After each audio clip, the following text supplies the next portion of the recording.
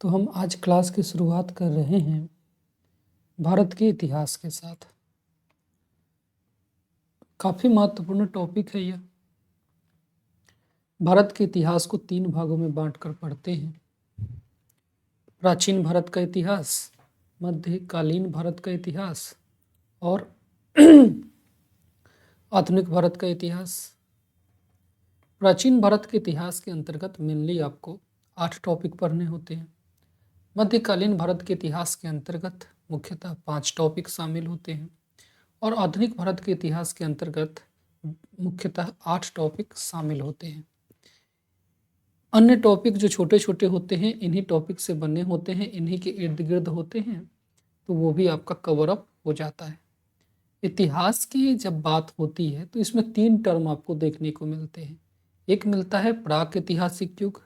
यह इतिहास का वह कालखंड है जहाँ कोई भी लिखित साक्ष्य नहीं है। अब लिखित साक्ष्य नहीं है तो हमें उत्खनन में प्राप्त वस्तुओं से ही इतिहास की कड़ी जोड़नी पड़ती है। तो इसके अंतर्गत पाषाण युग यानी पत्थर का काल रखते हैं। एक दूसरी टर्म यहाँ पे देखने को मिलती है, वो होती है आद्य ऐतिहासिक युग। यह इतिहास का वह कालखंड होता है जिसमें लिपि के साक्ष्य तो मौजूद होते हैं लेकिन वो पढ़ा नहीं गया है। तो ऐसे में हमें मजबूरन फिर से जो उत्खनित वस्तुएं हैं उन्हीं से इनका अनुमान लगाना पड़ता है। और सिंधु घाटी का इतिहास ऐसा ही एक इतिहास है जिसमें मिली हुई चीज़ों से ही हमें उनका इतिहास की अनुमान लगानी पड़ रही है। इतिहास वह कालखंड होता है जहाँ से लिखित विवरण उपलब्ध होते हैं और वैदिक काल से बाद का इतिहास को हम लोग इसके अंतर्गत रखते हैं। तो जो ये आपने 8 टॉपिक प्राचीन काल के देखे हैं, फिर 5 टॉपिक ही नहीं, यहाँ पे जो है आपने 8 टॉपिक जो प्राचीन भारत का देखा है, मध्यकालीन भारत का 5 टॉपिक देखा है और 8 टॉपिक आधुनिक भारत का देखा है। इसी को आपको एक एक करके पढ़ने की आवश्यकता है। जो पहला टॉपिक है पाषाण काल, इसे हम आज पढ़ने की कोशिश करेंगे। हम यह भी कोशिश करेंगे कि दूसरा टॉपिक जो ताम्रपाषाण काल है उसे आज की इसी चर्चा में हम कंप्लीट कर लें। तो हम कोशिश करेंगे ये 2 टॉपिक करने का। अब देखते हैं इसमें कहाँ तक सफलता हमें मिल पाती है। वैसे एक एक करके हम इन सभी टॉपिक को पढ़ने की कोशिश करेंगे। पाषाण काल, देखिए भारत में पाषाण काल तो 5 लाख से लेकर 3000 BC तक मिलती है, जबकि विश्व में पाषाण काल 20 लाख BC से 3000 BC तक मिलती है। इस अंतर का कारण यह है कि भारत की कुछ भौगोलिक दशाएं ऐसी थी जिस कारण से मानवों का प्रसार भारत में थोड़ा देर से हुआ है। इसलिए अफ्रीका में तो मानव पहले आ गए थे, इसलिए वहाँ पाषाण काल 20 लाख BC से मिलता है, लेकिन भारत में पाषाण काल 5 लाख BC से प्रारंभ होता है। 5 लाख BC से 3000 BC तक भारत में पाषाण काल मिलता है।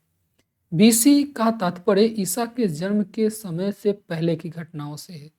ईसा के जन्म के बाद के ग्रेगोरियन कैलेंडर में आज 2024 चल रहा है, लेकिन इसकी शुरुआत 0 से तब हुई है जब ईसा का जन्म हुआ है। उससे पहले भी इतिहास था और वो इतिहास का वह कालखंड BC यानी बिफोर क्राइस्ट यानी ईसा मसीह से पूर्व के समय के रूप में पुकारा जाता है और वहाँ इसकी गिनती उल्टी होती है। तो इसलिए 5 लाख BC के बाद 4,99,000, फिर 4,98,000, इस तरीके से उल्टी गिनती गिनते हुए हम लोग 5 लाख तक आएंगे और 3000 तक आएंगे और वह कालखंड आपका पाषाण काल के नाम से जाना जाता है। पाषाण काल भी एक लंबा अवधि है, इसे भी 3 भागों में बांटकर समझा जाता है। एक है पूरा पाषाण काल, एक है मध्य पाषाण काल और नवपाषाण काल। पुनः पूरा पाषाण काल को भी हम 3 भागों में विभक्त करते हैं, जिसमें पूर्व पूरा पाषाण काल, मध्य पूरा पाषाण काल और नव पूरा पाषाण काल आता है। इस पूर्व पूरा पाषाण काल की अगर प्रमुख विशेषताओं की बात करें तो इसमें क्रोड उपकरण का विकास किया गया था। ये क्रोड उपकरण बड़े भारी पत्थरों से बनाए जाते हैं। इनमें हस्त कुठार शामिल होते हैं। हस्त कुठार से तात्पर्य हाथ की कुल्हाड़ी से है। ये बड़े मजबूत पत्थरों के बनाए जाते थे। ये काफी भारी भरकम औजार होते थे। ऐसे ही पहले औजार तमिलनाडु के पल्लवरम नामक स्थान से रॉबर्ट ब्रूस फूट को मिला था, जबकि दूसरा हाथ की कुल्हाड़ी और तीर पक्कम से विलियम किंग, जो रॉबर्ट ब्रूस फुट के मित्र ही थे, उन्हें मिला था। मध्य पूरा पाषाण काल की बात करें तो इसमें फलक औजारों का निर्माण किया गया था। यह फलक औजारों से तात्पर्य ब्लेड वाले औजार से है, यानी यहाँ पत्थर के ही औजार हैं, लेकिन उनमें थोड़ा धार बनाने का प्रयास किया गया। इसी मध्य पूरा पाषाण काल में ही बेलन घाटी के लोहदा नाला क्षेत्र से अस्थि की बनी मातृ मूर्ति मिली है, यानी एक माता की मूर्ति मिली है जो हड्डियों से बनी हुई है। तो इस मध्य पूरा पाषाण काल की एक विशेषता के रूप में हम यह शामिल कर सकते हैं कि इस काल में हड्डियों का व्यापक स्तर पर प्रयोग किया जाने लगा। इस काल की अगर प्रमुख विशेषताओं की बात करें तो इसे अ, जो मध्य पूरा पाषाण काल है, इसे फलक संस्कृति का भी काल कहा जाता है। इस पूरे काल में जीवन पूर्णतः प्राकृतिक जीवन था। मनुष्य शिकारी और खाद्य संग्राहक के रूप में थे। वो भोजन के रूप में मांस और कंदमूल को प्रयोग करते थे। साथ ही साथ वे अग्नि के प्रयोग से अपरिचित थे। यानी हम कह सकते हैं कि इनका जीवन पूर्णतः प्राकृतिक जीवन था और वो किसी तरीके से बस जीवन यापन कर रहे थे। मध्य पाषाण काल आते हुए उनके जीवन में थोड़ी सी बदलाव होती है। वो सूक्ष्म औजारों का निर्माण करते हैं और इन सूक्ष्म औजारों का निर्माण के बाद वो छोटे छोटे उपकरण बनाते हैं, जिन्हें ये दूर से फेंक कर मारने के लिए इस्तेमाल करते थे। इस काल में आग की खोज हुई, पशुपालन की शुरुआत हुई। आग की खोज के बाद उनका जीवन थोड़ा सा आसान हो गया। अब वो मांस को पकाकर खाने लगे। साथ ही गुफाओं की दीवारों पर गुफाओं की द्वार पर अब वो आग जलाकर निश्चिंतता से आराम कर सकते थे। तो ऐसे में इनके जीवन में आराम आग के आने के बाद प्रवेश कर लिया था। पशुपालन से जुड़े कुछ महत्वपूर्ण तथ्य की बात करें तो सर्वप्रथम पालतू बनाया गया पशु कुत्ता था और कुत्ते का प्रथम प्रयोग स्लेज गाड़ियों में किया गया था। स्लेज गाड़ी वह गाड़ी होती है जो माल ढुलाई के काम में आती थी। पशुपालन के सबसे पुराने साक्ष्य राजस्थान के बागोड़ से और मध्य प्रदेश के आदमगढ़ से मिलती है। मध्य पाषाण काल की सर्वप्रथम जानकारी विंध्य क्षेत्र में खोजे गए शैल चित्रों से हुई थी। विंध्य क्षेत्र में कुछ गुफाओं की दीवारों पर चित्र खोजे गए थे। इससे ही हमें पहली बार मध्य पाषाण काल के बारे में जानकारी प्राप्त हुई। इस काल में मानव अस्थि पंजर भी प्राप्त होना शुरू होता है और इस काल के कुछ प्रमुख स्थलों की बात करें तो यूपी के प्रतापगढ़ में महदहा, सराय नहर राय और दमदमा प्रमुख रूप से माने जा सकते हैं। इसी काल में विंध्य क्षेत्र में एक जगह है लेखहिया, वहां से 27 मानव कंकाल मिली है। इसी तरीके से गुजरात में लंघनाज से इसी काल का एक मानव कंकाल, पशुओं की हड्डी, कब्रिस्तान और मिट्टी के बर्तन मिले हैं। इसी काल में भीमबेटका प्रागैतिहासिक चित्रकला के लिए काफी महत्वपूर्ण होता है। भीमबेटका में प्रागैतिहासिक रूप से यानी इस काल के पाषाण युग के काफी उत्तम चित्र गुफाओं की दीवारों पर बनाए हैं और इसे खोजने का श्रेय वी.एस. वानाडकर महोदय को जाता है। पूरा पाषाण काल और मध्य पाषाण काल के बाद फिर नव पाषाण काल का दौर आया और नव पाषाण काल सबसे क्रांतिकारी काल था। यहाँ कृषि की शुरुआत हुई थी और सर्वप्रथम अपनाया गया फसल जौ था। भारत में अगर कृषि के सबसे पुराने जगहों की बात किया जाए तो वो है यूपी के संत कबीर नगर में स्थित लहुरा देव। यहाँ सबसे पहले खेती भारत में की गई थी। इसके अलावा पाकिस्तान के मेहरगढ़ में और यूपी के प्रतापगढ़ जिले के कुल्डी हवा वाले स्थान पर भी यहाँ पर खेती के पुराने साक्ष्य मिलते हैं। यह एग्जाम के दृष्टिकोण से काफ़ी महत्वपूर्ण है। अगर विभिन्न फसलों की शुरुआत की बात की जाए यानी किस क्षेत्र में कौन से फसल उगाए गए, तो चावल सबसे पहले भारत में यानी दक्षिण एशिया में उगाया गया। इसी तरीके से कपास भी भारत में ही उगाया गया सर्वप्रथम। दाल सर्वप्रथम अफ्रीका में, मक्का सर्वप्रथम अमेरिका में और गेहूं मध्य एशिया में उगाया गया था। मध्य एशिया के ईरान वाले क्षेत्रों में गेहूं उगाए गए थे, जबकि मैक्सिको में सर्वप्रथम मक्का उगाया गया था। पाषाण काल से जुड़े कुछ और महत्वपूर्ण तथ्य की बात करें तो गर्त आवास के साक्ष्य बुर्ज-हुम कश्मीर में मिलते हैं। गर्त आवास ऐसे घर होते हैं जो अंडरग्राउंड के होते हैं, ये गड्ढों में घर बने होते हैं। बुर्जहोम मानव के साथ कुत्ते को दफनाने के लिए भी प्रसिद्ध है। यानी मानव के शव के साथ कुत्ते का शव भी दफनाया गया। हो सकता है वो उस कुत्ता अपने मालिक के साथ दफना दिया गया हो। राख का टीला संगन कल्लू से प्राप्त हुआ है। कर्नाटक में एक संगन कल्लू स्थान है, वहाँ से राख के काफ़ी टीला प्राप्त हुए हैं। नेक्स्ट पॉइंट की बात करें तो सर्वप्रथम प्रयुक्त धातु तांबा था। मानव ने पत्थर के बाद सबसे पहले जो धातु प्रयोग किया वह तांबा था। इसके अलावा कुम्हार की गुफा गुफकराल मानी जाती है और गुफकराल का शाब्दिक अर्थ भी होता है कुम्हार की गुफा। तो ये आपके पाषाण काल से जुड़े कुछ महत्वपूर्ण फैक्ट थे, कुछ चीज़ें थी। अब चूंकि मानव ने तांबा का प्रयोग करना शुरू कर दिया था, लेकिन पत्थर का प्रयोग भी व्यापक स्तर पर जारी था, इसलिए इसी से दूसरा टॉपिक निकल कर आता है, वो होता है ताम्रपाषाण काल। ताम्रपाषाण काल, तांबा के साथ पत्थर का उपयोग किया गया। इसे कैलकोलिथिक या चालकोलिथिक काल भी कहा जाता है। इसमें सबसे पहले गांव बनते हैं, वापस शहर बनते हैं और फिर वापस से गांव का विकास होता है। जब मनुष्य ने कृषि करना प्रारंभ कर दिया तो कृषि वाले खेतों की देखभाल के लिए उसके किनारे घर बनाकर रहना शुरू कर दिया। इससे धीरे धीरे गांव का विकास हुआ। वो गांव धीरे धीरे शहर में परिवर्तित हो गए और फिर शहर छोड़कर कुछ किसी और स्थिति के कारण ये वापस से गांव में आ गए। तो आज से 5000 साल पहले भारत के पश्चिमोत्तर क्षेत्र में, यानी जहां आज राजस्थान, हरियाणा, गुजरात इन क्षेत्र हैं, इन क्षेत्रों में और पाकिस्तान और अफगानिस्तान के एरिया में एक महान सभ्यता फैली हुई थी जो इसी काल की थी। उसे सिंधु घाटी सभ्यता कहते हैं। वो एक शहरी सभ्यता थी, लेकिन उससे पहले गांव थे और वापस से उस सभ्यता के बाद भी गांव देखने को मिलता है। उस सभ्यता का पतन कैसे हुआ इस बारे में कोई जानकारी नहीं है, क्योंकि उस सभ्यता के लिखे गए लेखों को अभी तक पढ़ा नहीं जा सका है। केवल उत्खनन में प्राप्त वस्तुओं से ही उसका अनुमान लगाया जा रहा है। सॉरी। तो ताम्रपाषाण काल को हम लोग 3 भागों में बांट सकते हैं। हड़प्पा पूर्व की ग्रामीण संस्कृति, हड़प्पा शहरी सभ्यता और हड़प्पा परवर्ती ग्रामीण संस्कृति यानी हड़प्पा बाद की ग्रामीण संस्कृति। तो ये हड़प्पा शहरी सभ्यता एक विकसित सभ्यता थी जो आज से 5000 साल पहले थी। इससे पूर्व गांव था और इसके बाद भी गांव देखने को मिलते हैं। हड़प्पा शहरी सभ्यता देखने से पहले हड़प्पा पूर्व और हड़प्पा परवर्ती ग्रामीण संस्कृति को देखना महत्वपूर्ण होगा।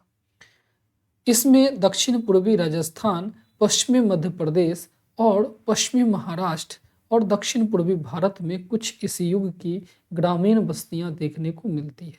दक्षिण पूर्वी राजस्थान की बात करें तो इसमें आहार, बालाथल, बागोर, ओजियाना और गेलुंद ये प्रमुख स्थल के रूप में सामने आते हैं। क्योंकि ये चंबल की एक सहायक नदी बनास नदी के किनारे थी, इसीलिए इसे बनास संस्कृति भी कहते हैं। आहार तांबा की बहुतायत के लिए जाना जाता है। यहाँ काले लाल बर्तन पर सफ़ेद रंग की डिजाइन भी बनाई जाती हुई मिलती है। पश्चिमी मध्य प्रदेश की ताम्रपाषाण युग की बस्तियों की बात करें तो इसमें मालवा, कायथा, एरन और नवदा टोली प्रमुख हैं।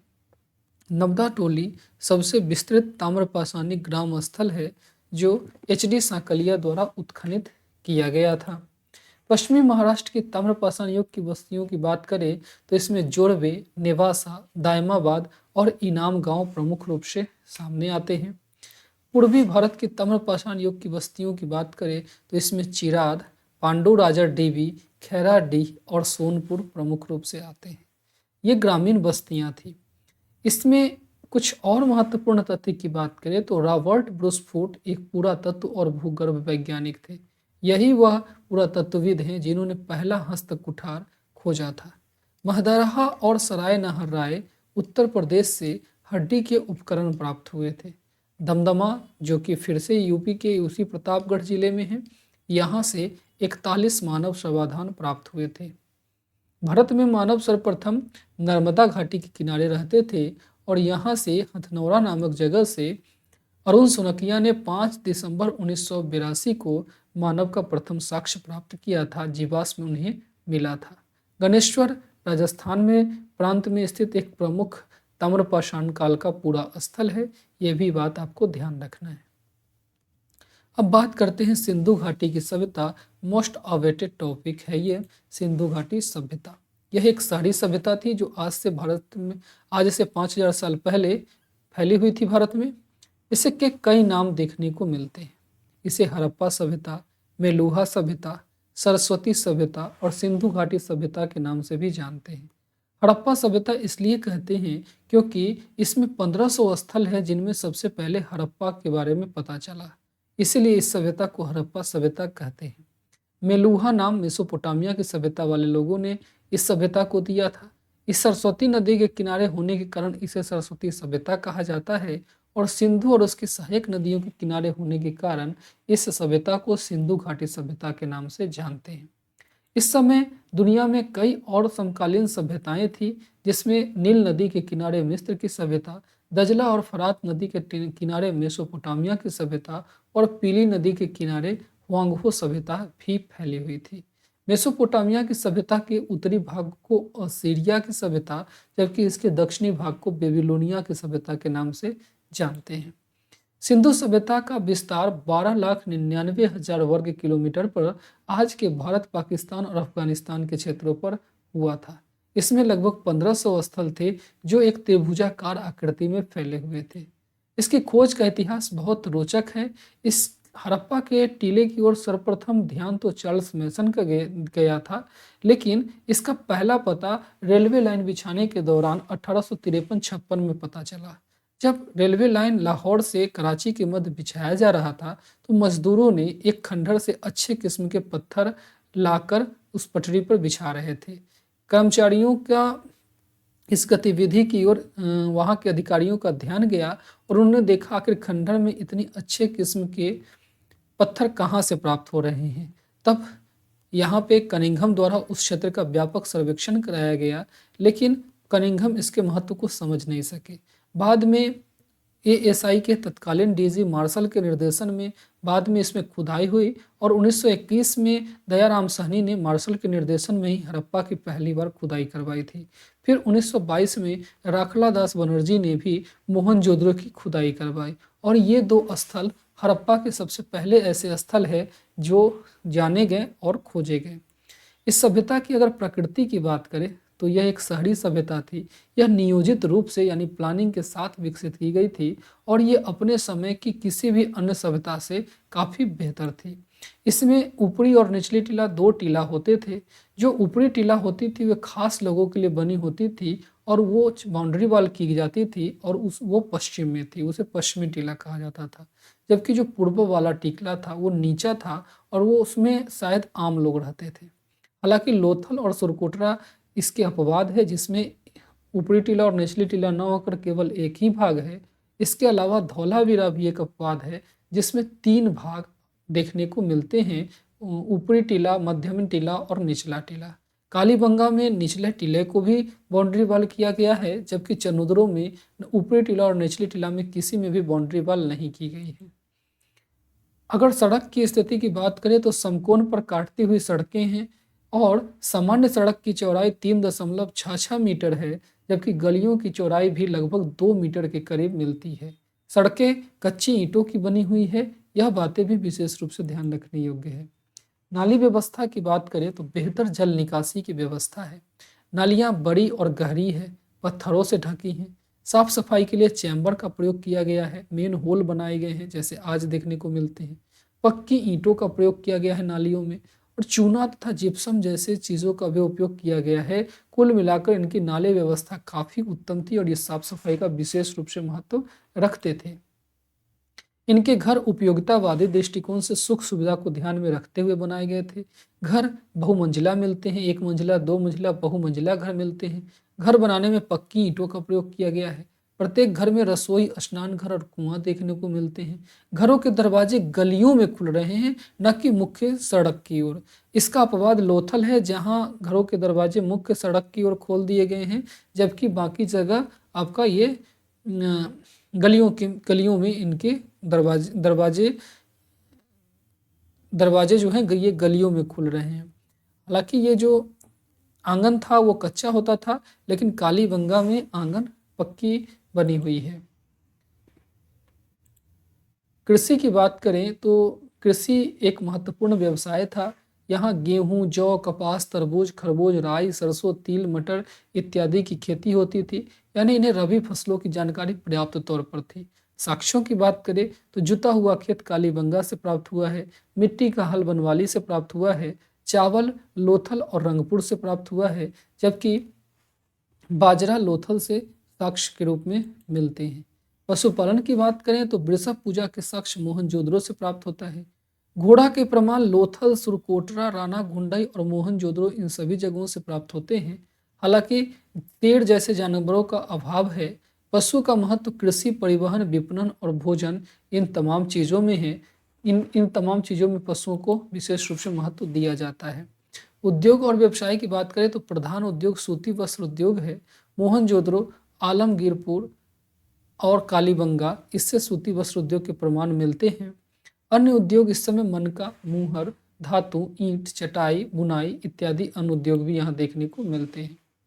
मनका उद्योग कच्चा माल मनका उद्योग बनाने के लिए कच्चे माल के तौर पर मनका के लिए कच्चे माल के तौर पर सोना, चांदी, तांबा, कीमती पत्थर, सेलखड़ी पत्थर, शंख, पक्की मिट्टी इत्यादि का प्रयोग किया जाता था।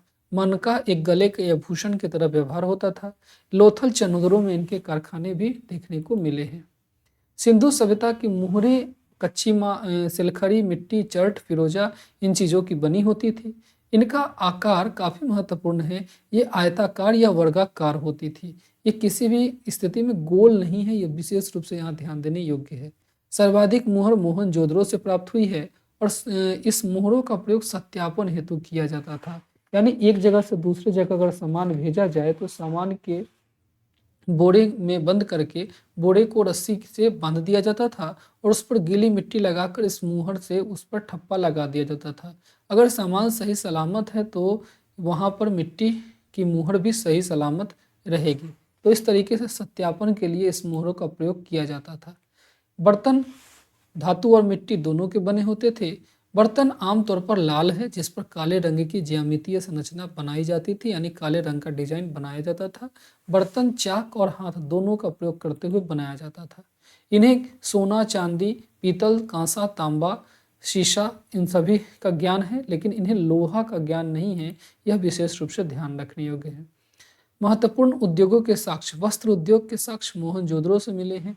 ताम्र उद्योग के साक्ष्य हड़प्पा से मिला है। हाथी दांत उद्योग के लोथल से, कांस्य उद्योग के साक्ष्य चन्हुदरो, दायमाबाद से मिले हैं। मनका उद्योग सुरकोटरा और चन्हुदरो से प्राप्त हुए हैं। व्यापार वाणिज्य आंतरिक और बाह्य दोनों व्यापार होते थे। मेसोपोटामिया से हड़प्पा सभ्यता की मुहर प्राप्त हुई है। मेसोपोटामिया में अभिलेख से भी व्यापार की पुष्टि हुई है, जो इनका कई जगहों से समकालीन सभ्यताओं से व्यापार होता था। महत्वपूर्ण केंद्र की बात करें तो बहुमूल्य पत्थर कश्मीर और काठियावाड़ क्षेत्रों में मिलती थी। अर्धकीमती पत्थर बलूचिस्तान के क्षेत्रों में, सोना कोलार की खान से, तांबा राजस्थान, लाजवर्तमनी अफगानिस्तान, चांदी फिरोजाम और सीसा ईरान और अफगानिस्तान जैसे क्षेत्रों में महत्वपूर्ण केंद्र के रूप में थे। ये मापने तौलने के ज्ञान से परिचित थे। मोहनजोदड़ो से कांसे का तराजू प्राप्त हुआ है। लोथल से कांसे का स्केल प्राप्त हुआ है, यानी पैमाना जो नापने के काम में आता था। इनके बांटों में एकीकृत एकरूपता देखने को मिलती है, यानी सभी शहरों में एक ही तरह की बाट देखने को मिलती है। ये लोग वस्तु विनिमय प्रणाली का प्रयोग करते थे, यानी सामान के बदले एक सामान के बदले दूसरे सामान का प्रयोग करते थे। इन्हें मुद्राओं का ज्ञान नहीं था, ये मुद्रा का प्रयोग नहीं करते थे। यातायात के लिए स्थल और जलमार्ग दोनों का प्रयोग करते थे।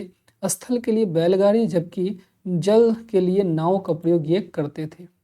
महत्वपूर्ण बंदरगाह पाकिस्तान में 4 थे: सुतका गेंडोर, सुतका कोह, बालाकोट और अल्लाह डीनो। गुजरात का प्रमुख बंदरगाह नागेश्वर, प्रभास पासन और लोथल था और महाराष्ट्र में भगत राव प्रमुख बंदरगाह के रूप में शामिल था। समाज महत्व सत्तात्मक था। 4 निर्जातीय तत्व यहाँ पे रहते थे। निर्जातीय तत्व से तात्पर्य यह है कि इसमें मंगोलायड थे या फिर भूमध्य सागरीय लोग थे।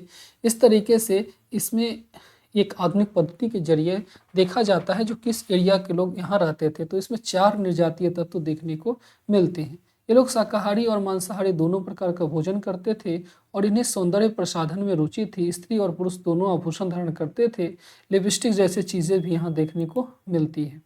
यहाँ धर्म और संस्कृति की बात करें तो मातृ देवी की उपासना की जाती थी। शिव की उपासना के साक्ष्य मिले हैं। मोहनजोदड़ो से मार्शल को एक मुहर प्राप्त होती है जिस पर एक देवता पलथी मारे हुए है। इसके 3 आंखें हैं, 3 सिंग हैं, साथ ही साथ इसके पैर के पास कुछ जानवर है। इसका अनुमान शिव से लगाया जाता है। इसके अलावा लिंग एवं योनि पूजा और सामूहिक स्नानागार की संकल्पना मोहनजोदड़ो से प्राप्त होती है। मोहनजोदड़ो से एक पत्थर का योग भी प्राप्त होता है जिससे पता चलता है इन्हें योग में विश्वास था। सामनी आचार ताबीज जैसी वस्तुएं भी यहाँ से मिली हैं। पशु पूजा के प्रमाण मिलते हैं जिसमें एक श्रृंगी पशु जो एक काल्पनिक पशु था, एक सिंग वाला पशु, साथ ही साथ वृषभ पूजा, कुबर वाला बैल, इन चीजों की पूजा होती थी। इसके अलावा वृक्ष पूजा, सर्प पूजा, स्वास्तिक चिन्ह की पूजा और अग्नि वेदी जो कालीबंगा से हुए हैं मिले हैं, इनके भी प्रमाण मिलते हैं। स्थापत्य की बात करें कला और संस्कृति में तो स्थापत्य का इन्हें अच्छा ज्ञान था चूंकि बहुमंजिला भवन, अन्नागार, निश्चित योजना के साथ बासा शहर, ये इनकी स्थापत्य की उत्कृष्टता को प्रदर्शित करता है। इसके अलावा इनकी मूर्ति कला में भी ये प्रवीण थे। इन्होंने पत्थर का योगी जो मोहनजोदड़ो से मिला है या मोहनजोदड़ो से ही प्राप्त कांसे की नर्तकी की मूर्ति बहुत ही बेहतर बने हुए हैं। इसके अलावा मातृ देवी की मूर्ति, जानवर, खिलौना आदि भी यहाँ से प्रमुख रूप से प्राप्त हुए हैं जो कला एवं संस्कृति की उत्कृष्टता को दिखाते हैं। गणित में इन्हें गणित का ज्ञान था। अंक गणित, ज्यामिति एवं दशमलव ज्ञान था। बांट की समरूपता, निश्चित योजना वाले शहर एवं भवन इन्हें गणितीय ज्ञान की व्याख्या कराते हैं। इसके अलावा इन्हें विभिन्न मौसम में उगने वाली फसल की खेती करते थे, इसका मतलब इन्हें खगोल ज्ञान था। धातु एवं रसायन ज्ञान इसलिए भी इन्हें आता था क्योंकि इन्होंने धातु की मूर्ति, स्केल, तराजू ये सब बनाया है जो काफ़ी बताता है जो इन्हें धातु एवं रसायन ज्ञान का ज्ञान था। हालांकि यहाँ मूर्ति बनाने के लिए द्रव्य मोम विधि का प्रयोग किया गया है जो विशेष रूप से प्रश्न के दृष्टिकोण से महत्वपूर्ण है, ध्यान रखने योग्य है। इन्हें साफ सफाई का काफ़ी ज्ञान था। ये बताता है कि इन्हें चिकित्सा ज्ञान थे। हालांकि कालीबंगा से छितरी युक्त बालकों की खोपड़ी मिली है जो यह बताता है कि इसके लिए शायद ये सर्जरी जैसी कुछ चीज़ें हो सकते हैं, इसके लिए ये किए थे। हड़प्पा सभ्यता के सुदूर स्थल की बात करें तो पश्चिम में सबसे पश्चिम में सुतका गेंडोर है, पूर्व में आलमगीरपुर है, उत्तर में मांडा है और दक्षिण में दायमाबाद है। हड़प्पा सभ्यता के प्रमुख स्थल एवं संबंधित नदी काफी महत्वपूर्ण है, यानी कौन से स्थल किस नदी के किनारे थे। हड़प्पा रावी नदी के किनारे, मोहनजोदड़ो सिंधु नदी के किनारे, कालीबंगा घग्गर नदी के किनारे, राखी गढ़ी सरस्वती नदी के किनारे, लोथल भुगवा, रोपड़ सतलज, मांडा चेनाब, आलमगीरपुर हिंडन, भगवानपुरा सरस्वती, सुतका किंडोर दास्क और धौलावीरा समुद्र के किनारे स्थित था। हड़प्पा सभ्यता के स्थल की वर्तमान स्थिति की बात करें तो उत्तर प्रदेश में 2 प्रमुख स्थल आलमगीरपुर और हुलास थे। हरियाणा में राखीगढ़ी, बनवाली और भगवानपुरा था। राजस्थान में एक प्रमुख स्थल था कालीबंगा। महाराष्ट्र में दायमाबाद, जम्मू कश्मीर में मांडा और बुर्जहुम, पंजाब में रोपड़, गुजरात में रंगपुर, धौलावीरा, लोथल और सुरकोटरा, पाकिस्तान में हड़प्पा, मोहनजोदड़ो, सुतका गेंडोर और सुतका कोह प्रमुख स्थल थे। प्रमुख उत्खननकर्ता की बात करें तो हड़प्पा की खुदाई दयाराम साहनी ने करवाई थी। इसी तरीके से मोहनजोदड़ो की राखला दास बनर्जी ने करवाया था। एसा राव ने लोथल की और एन सी मजुमदार ने चन्होदरो की खुदाई करवाई थी। अमलानंद घोष ने कालीबंगा और जेपी जोशी ने धौलावीरा की खुदाई करवाई थी। चन्होदरो से मनका तथा मुहर बनाने का कारखाना, वक्राकार ईंटें, अलंकृत हाथी और सौंदर्य प्रसाधन के प्रमाण मिलते हैं, जबकि चावल, बाजरा, ज्वार की खेती के प्रमाण रंगपुर से देखने को मिलते हैं।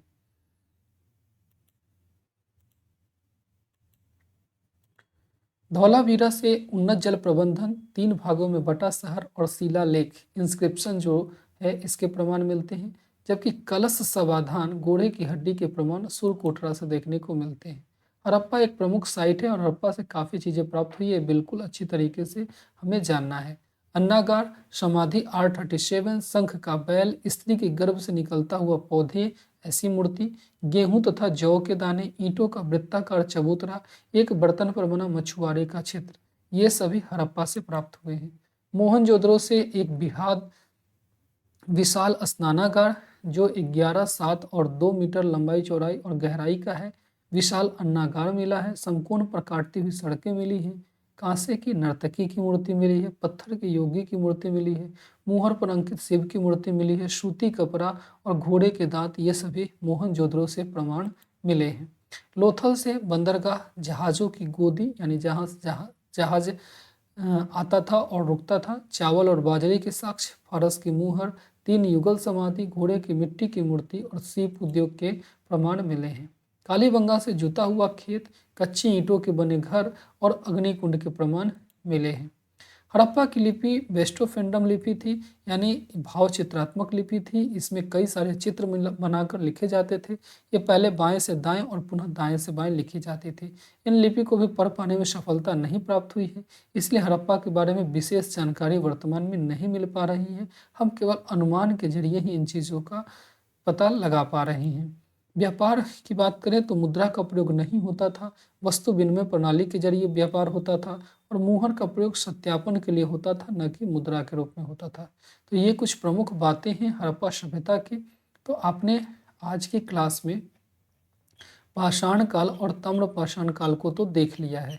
अब हमारा नेक्स्ट टॉपिक वैदिक काल होगा। मैं एक बार पुनः आपको दिखाऊं। वैदिक काल होगा आपका तीसरा टॉपिक, जिसे हम लोग अगली क्लास में कवर अप करेंगे। चलिए, तो अच्छी तरीके से यहाँ पे रिवीजन कीजिए, इसका नोट्स बनाइए। मिलते हैं अगली क्लास में, तब तक के लिए धन्यवाद।